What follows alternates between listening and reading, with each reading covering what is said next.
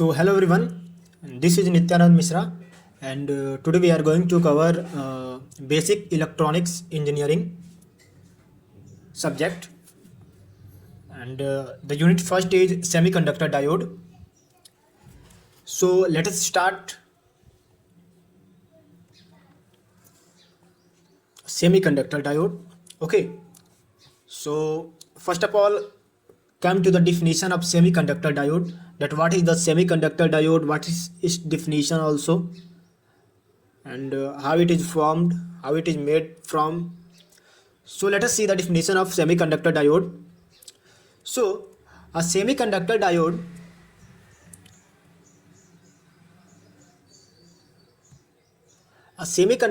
is a two-terminal electronics device that allow current to flow in one direction only, from anode to cathode.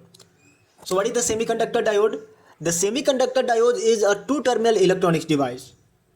Remember always, that is a two-terminal electronic device. One terminal is anode and another terminal is cathode. Okay.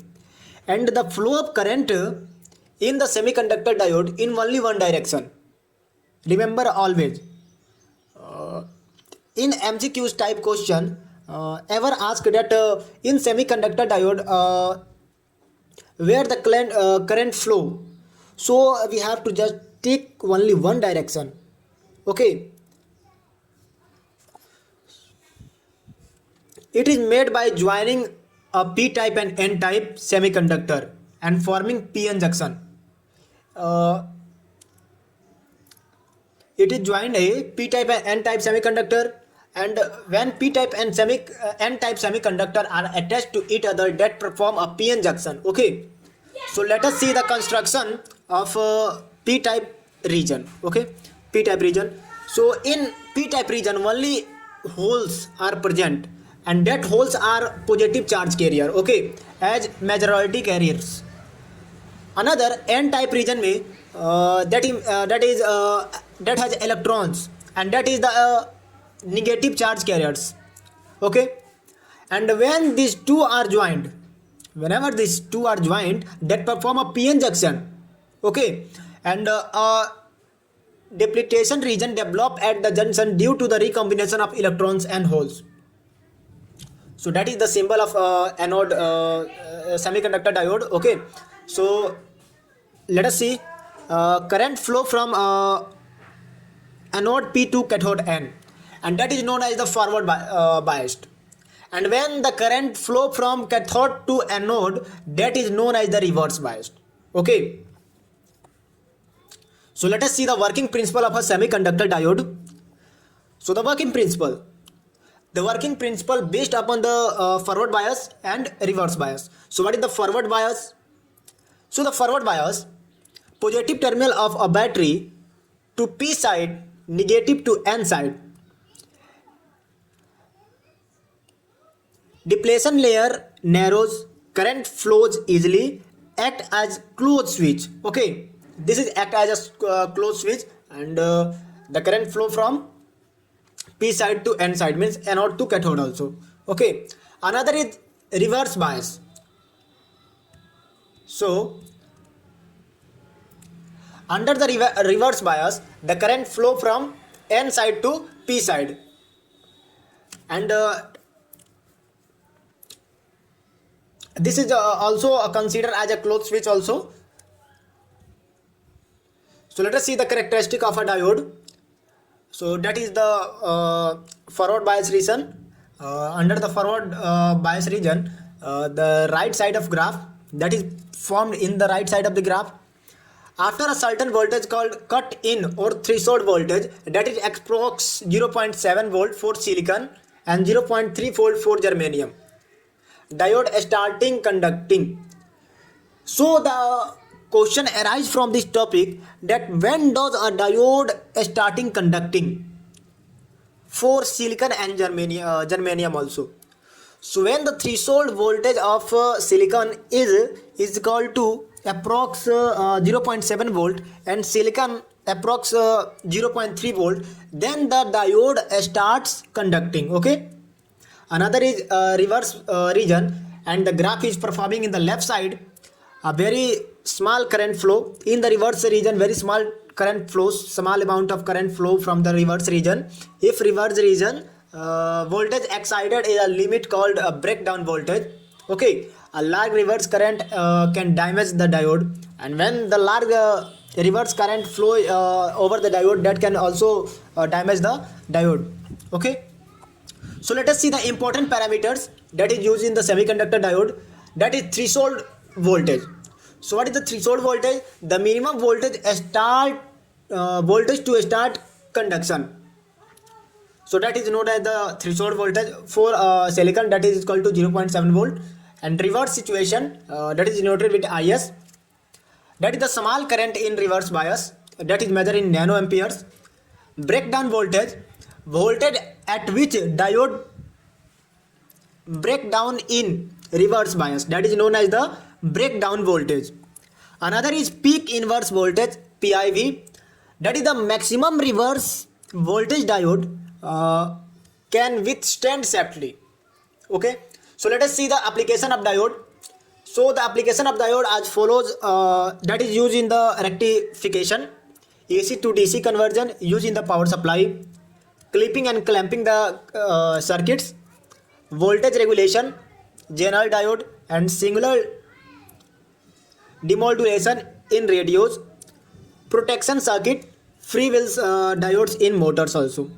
So let us see the summary of semiconductor diodes, that the type of device. Which type of device is semiconductor diode? That is a PN junction type of device. Direction of current, anode to cathode in forward bias.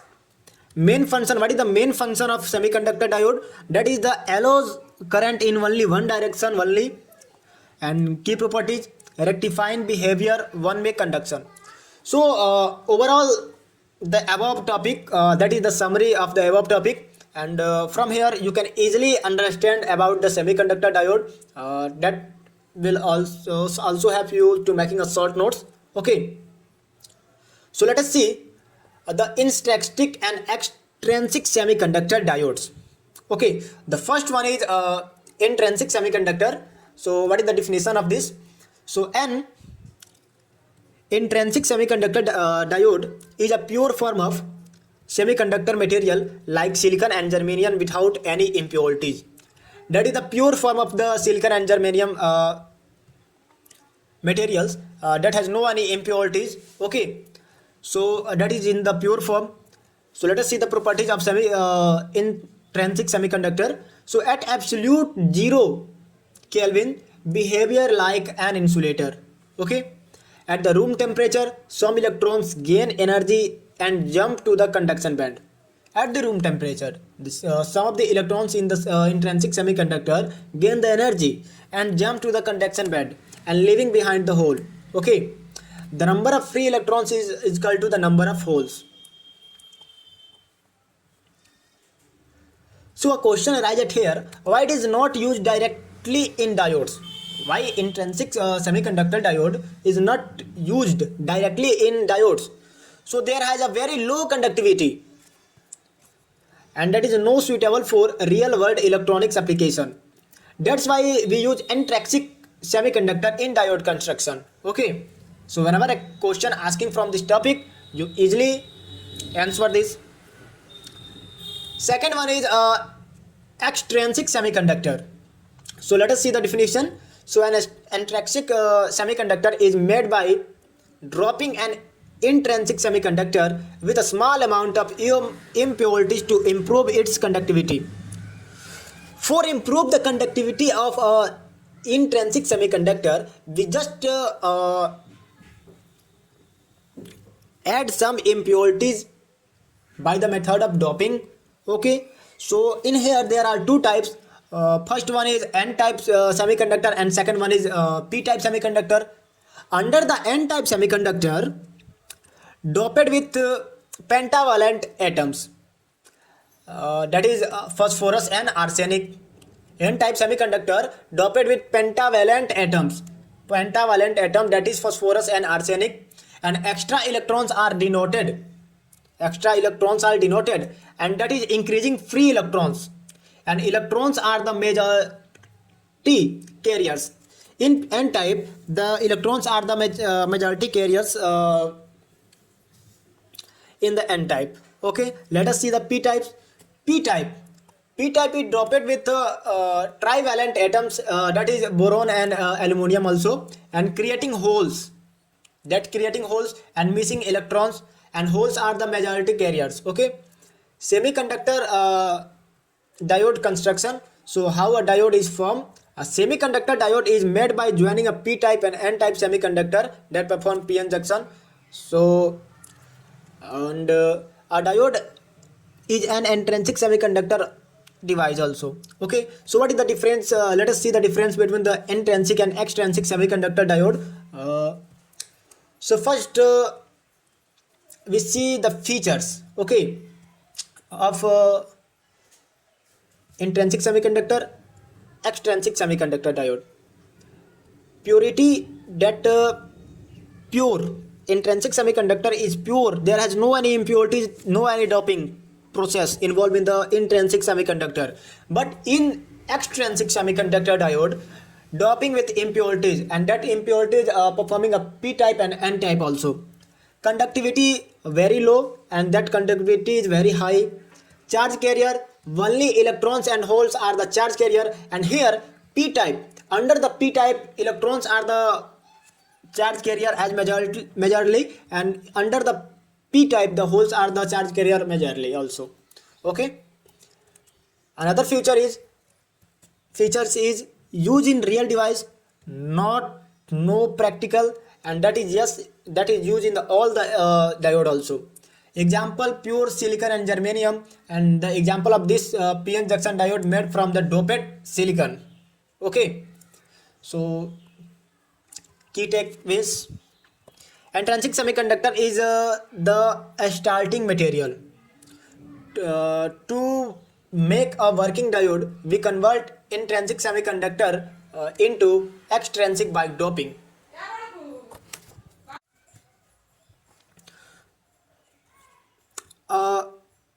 Diode is always made of intrinsic semiconductor, and with one region doped as p type and another region is doped with n type also. Okay, so let us see the energy bands in intrinsic and extrinsic semiconductor. The first of all, we just see the definition, that what is energy band.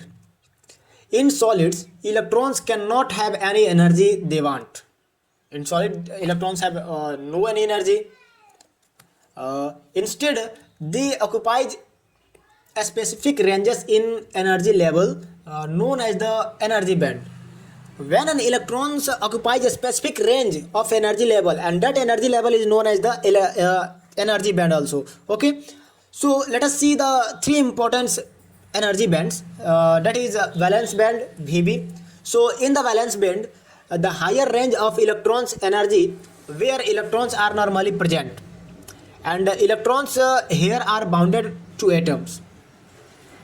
Another is conduction band, Cb. So in the conduction band, higher energy band, that is the higher energy band where electrons are free to move, contributing to electric current. For conduction, electron must jump from Vb to Cb. Okay, that means valence band to conduction band. Another is forbidden energy gap, band gap, Eg. So the energy difference between Cb and Vb. So what is this? This is the energy difference between conduction band and valence band. And here no electrons can exist in this region. No any electrons exist in this region also. Okay.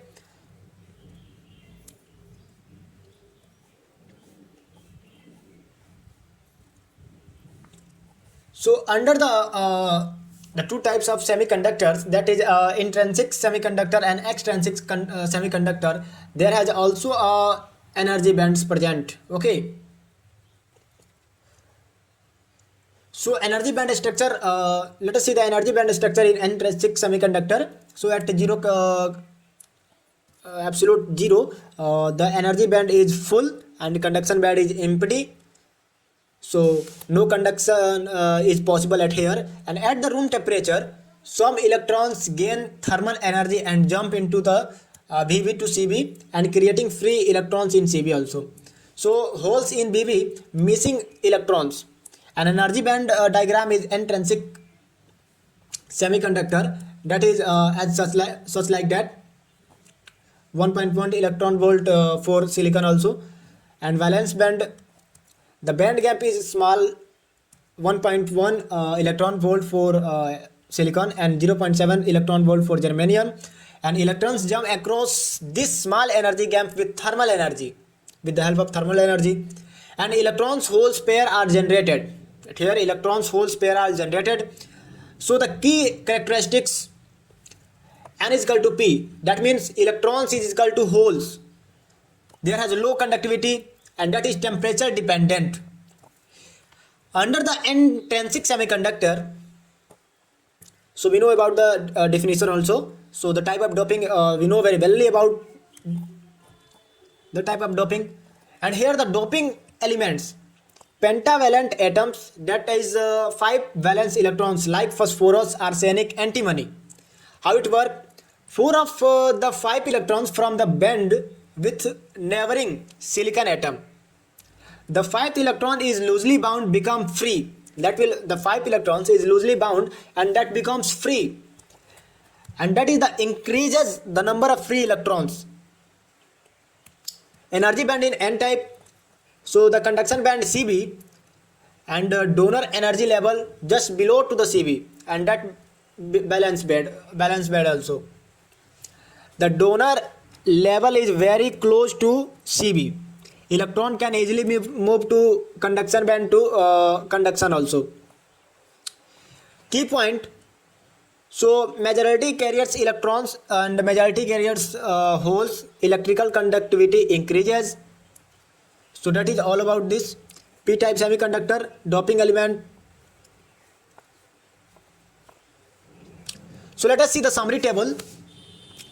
Intrinsic, n-type and p-type. Purities, that will the pure form of silicon and germanium. Under n-type, doped with phosphorus, arsenic, antimony. N-type doped with these things, and doping element non-pentavalent and trivalent. Here electrons is present in the intrinsic, and electrons and holes are present in the p and n-type region.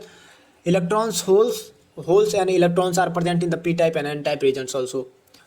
So that is all about the semiconductor diodes, and let us see the extra note which is help in the exams. So at 0 Kelvin, semiconductor act as an insulator, no free charge carriers also. Doping does not create a new energy bands but introduce new energy level, that is donor and acceptor. Okay, the closer the donor and acceptor is the level of conduction band, valence band, the easier for the carriers to be generated.